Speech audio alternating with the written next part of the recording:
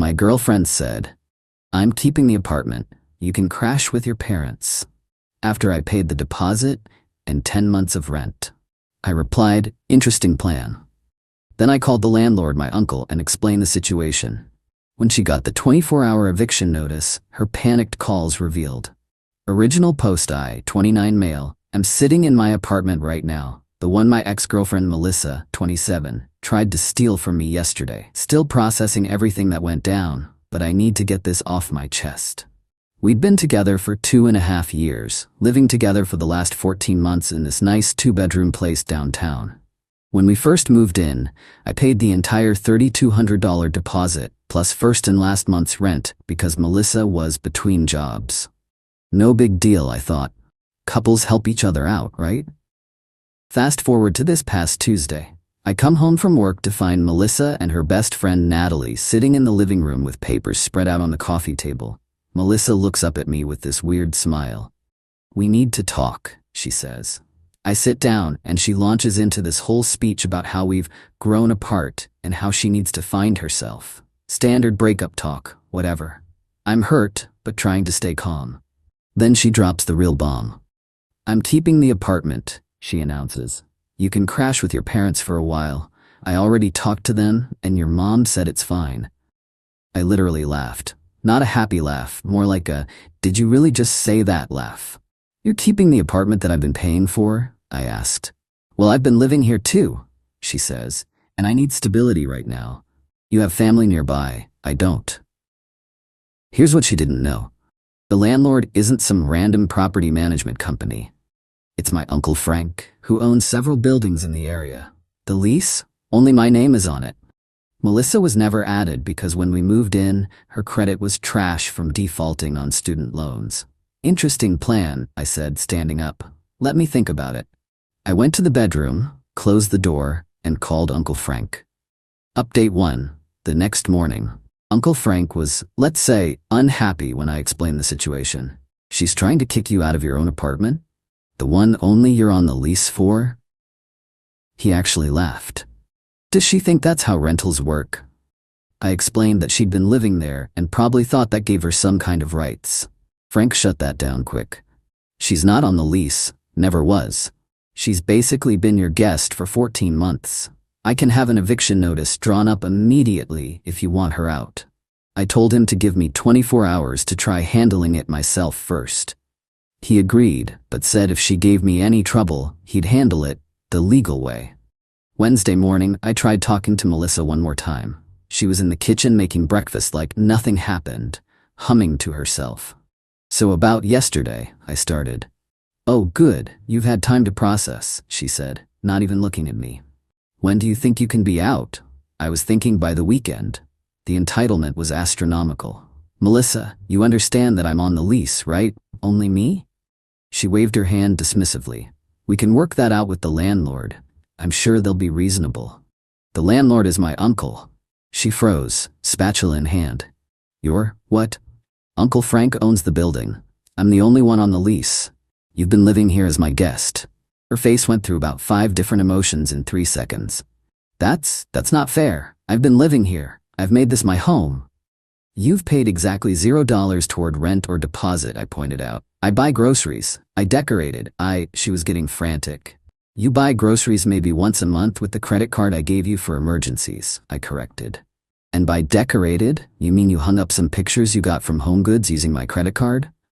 She started crying then. Not sad tears, angry tears. "You're being financially abusive. This is manipulation." That's when I decided I was done trying to be nice. I texted Uncle Frank, "Go ahead with the notice." Update 2. Thursday afternoon. The notice was served Thursday at 2 p.m. I was at work, but Melissa sure wasn't. According to my neighbor Derek, who works from home, there was quite a scene. The process server knocked, handed her the papers, and Melissa lost it. Derek said she was screaming in the hallway about squatters' rights and common law marriage.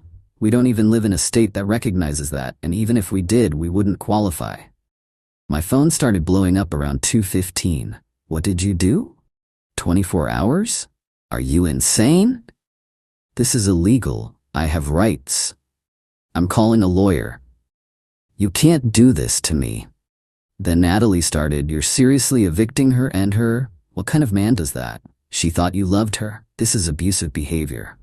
Then came the call from Melissa's mom, Patricia. I actually answered this one because I'd always liked Patricia.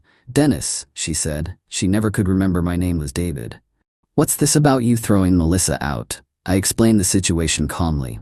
How Melissa had tried to kick me out of my own apartment. How she'd never paid rent. How she wasn't on the lease. Patricia was quiet for a moment. Then, she told me you two decided together that she would take the apartment. No, Patricia.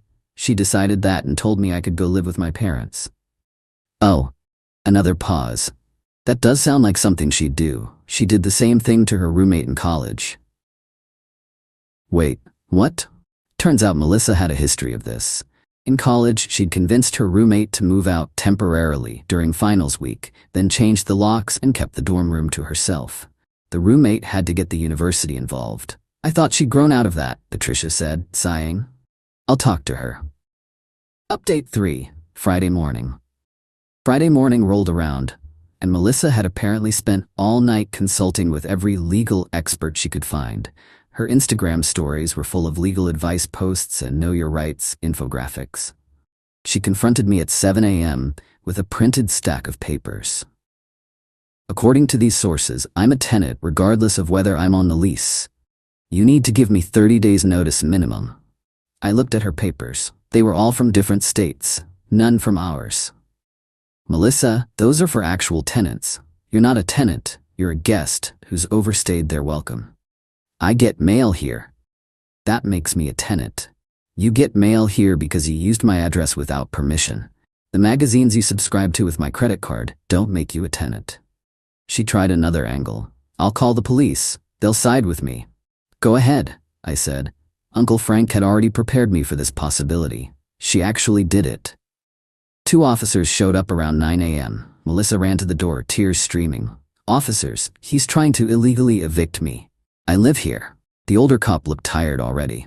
Ma'am, are you on the lease? No. But have you been paying rent? Not technically, but has the legal tenant asked you to leave? She started sobbing harder. This isn't fair. The younger cop looked at the eviction notice. This is from a licensed attorney, properly served. Ma'am, you need to make arrangements to leave by. He checked his watch.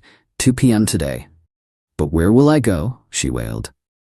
That's not his problem, ma'am, the older cop said, looking at me with something like sympathy. Sir, if she's not out by 2 p.m., call us back. Update 4. The panic sets in. After the cops left, Melissa went into panic mode. The entitled attitude crumbled, replaced by desperate bargaining. David, please, can we talk about this like adults? We tried that. You told me to move back with my parents. I was emotional. I didn't mean it like that. How did you mean it then? She couldn't answer that. By noon, she was making calls, trying to find somewhere to stay. I heard her on the phone with Natalie. What do you mean you don't have room? You have a whole couch. What about just for a few nights? This is an emergency. Then calling other friends, each conversation getting more desperate. Apparently, nobody wanted to take her in. Shocking, considering how she treated people. At 12:30, she tried one last manipulation. If you kick me out, I'll post everything on social media. Everyone will know what kind of person you are. Go ahead, I said. Make sure you include the part where you tried to steal my apartment after I paid for everything for over a year. She actually started typing up a post, showing it to me like a threat. About to be homeless because my ex is evil. 2 years together meant nothing. Remember this when a man says he loves you. You might want to add the context, I suggested. How you tried to kick me out of my own apartment that I'd pay for. She deleted the draft. Update 5. Moving day. At 1 p.m., Uncle Frank showed up with 2 movers he'd hired. I want this done professionally, he told me. No room for her to claim we damaged anything. Melissa's stuff wasn't that much, honestly. Clothes, makeup, some books, her gaming setup that I'd bought her for Christmas. The movers had everything boxed and ready to go in under an hour. Where should we take it? One mover asked. Melissa was sitting on the couch frantically texting. I don't know. I don't have anywhere. Can you just leave it here until I figure it out? No, Uncle Frank said firmly. You have 10 minutes to decide. or we're putting it in storage and you can pay to get it out. She called Patricia. I could hear Patricia's voice through the phone. I told you this would happen, Melissa. Your dad and I are in Florida for the month. Call your cousin Rita.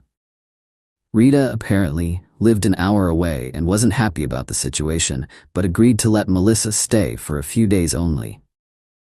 As the movers loaded her stuff into the truck, Melissa tried one more time. You're really gonna do this? Throw me out like trash? I'm not throwing you out, I said. I'm enforcing the same boundary you tried to set, that we need to live separately. You just assumed you'd be the one keeping the apartment I pay for. But I picked this place. I decorated it. It's more mine than yours. You picked it from the 3 options I could afford. You decorated with my money. And no, living somewhere rent-free doesn't make it yours. She grabbed her purse and headed for the door, then turned back. You'll regret this. You'll miss me and beg me to come back. I'll miss who I thought you were, I admitted, not who you actually are. Update 6, the aftermath calls. The calls started that evening. First was Natalie. She's at Rita's crying her eyes out. How can you live with yourself? Pretty comfortably in my apartment that I pay for, I replied. You're heartless. She loved you. She loved my wallet and free accommodation. When it came time to break up, her first move was trying to steal my home.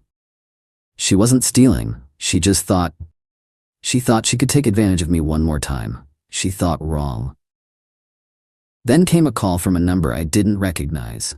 It was Melissa's friend group on speaker. We just want you to know that we all think you're disgusting, one voice said. For not letting my ex steal my apartment? For making a woman homeless? She's not homeless. She's at her cousin's. And she's there because she tried to make me homeless. That's different. You have support? So does she, apparently. You all seem very concerned about her. I'm sure one of you will offer her a place to stay. Silence. Then they hung up. The best call came Saturday afternoon from Patricia. David. I wanted to apologize for Melissa. I just got the full story from Rita. No need to apologize, Patricia. No, there is. I raised her better than this, or I thought I did. She told Rita you were abusive and controlling, but Rita's smart. She asked questions and the story fell apart quick.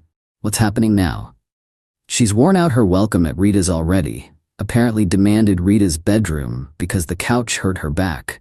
Rita's driving her to her father's brother's place tomorrow. He has a basement apartment, but she'll need to pay rent. Will she? Patricia laughed, but it wasn't happy.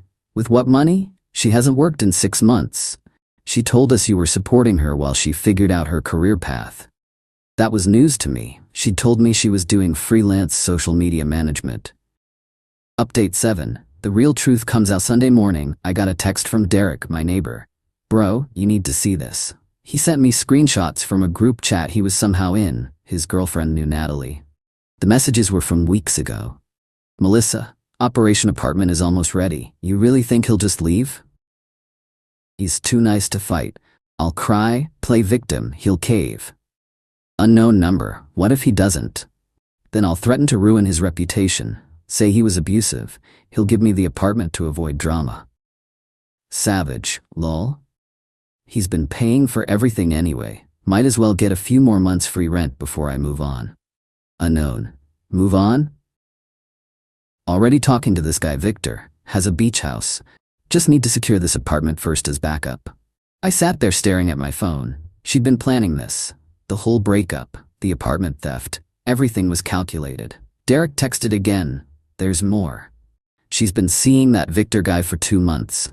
My girlfriend just told me. 2 months. While I was paying for everything, buying her gifts, planning our future, she was setting up my replacement and trying to steal my apartment as a backup plan. I forwarded everything to Patricia. Her response was immediate. Calling her now. This is unacceptable. An hour later, Melissa called from an unknown number. I almost didn't answer, but curiosity won. You ruined everything, she screamed. My mom saw those messages. She's cutting me off. Rita won't talk to me. This is all your fault. I ruined your plan to steal my apartment and cheat on me? I wasn't cheating. Victor is just a friend. With a beach house? Silence. Melissa, you planned this. You thought I was too nice to stand up for myself. You were wrong. I'll sue you for emotional distress, for illegal eviction, for what? Making you face consequences? Good luck with that. She hung up. Final update, 1 week later. It's been a week since Melissa was evicted. Here's where everything stands. Melissa is currently couch surfing between distant relatives who are quickly getting tired of her. According to Patricia, she's burned through 3 family members already by demanding special treatment and refusing to help with chores or contribute money. Victor, the guy with the beach house, ghosted her the moment she became too much drama. Apparently, he was only interested in a fun side thing, not a homeless girlfriend with baggage. Her friend group is fracturing. Some still support her, but others are starting to see the truth. Natalie actually reached out to apologize. I didn't know about Victor or the planning. I thought she really loved you and was just confused. I'm sorry for attacking you. The apartment is peaceful now.